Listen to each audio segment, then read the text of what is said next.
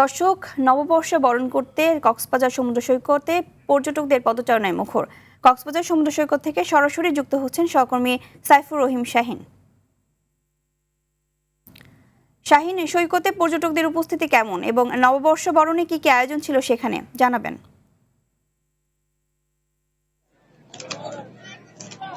হ্যাঁ, আমি এই মুহূর্তে রয়েছি কক্সবাজার সমুদ্র সৈকতের সুগন্ধা পয়েন্টে। আপনি দেখতে পাচ্ছেন আমার ঠিক পেছনে হাজারো পর্যটক এখানে কোলাহল মুখরিত সকাল থেকে এসেছে। তারা কোলাহলে মেতেছে, আনন্দ মেতেছে। পয়লা বৈশাখ উদযাপনের যে কক্সবাজার যে সমুদ্র সৈকত যে তিনটা পয়েন্ট, লাবণী, সুগন্ধা এবং কলাতলী, তিনটা পয়েন্টে লোকারণ্য।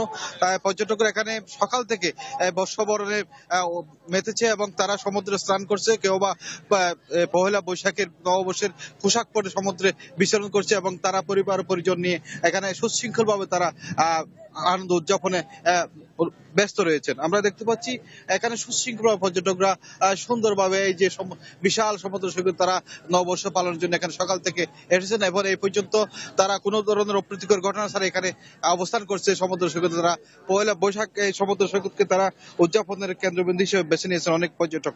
আমরা যতটুকু জানতে পেরেছি কক্সবাজার হোটেল মোটেল জোনের যে তারকামানের হোটেলগুলো রয়েছে সেখানে বিভিন্ন ধরনের আয়োজন করা হয়েছে। পয়লা বৈশাখ উপলক্ষে, নববর্ষ উপলক্ষে পান্তাহেলি সহ নানা ধরনের খাবারের আয়োজন করা হয়েছে।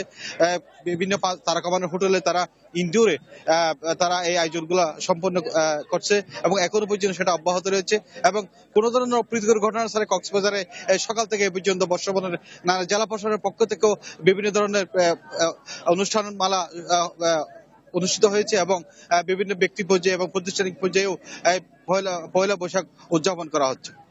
তো এ হচ্ছে কক্সবাজার থেকে আমার সর্বশেষ এই পয়লা বৈশাখের তথ্য। ধন্যবাদ আপনাকে।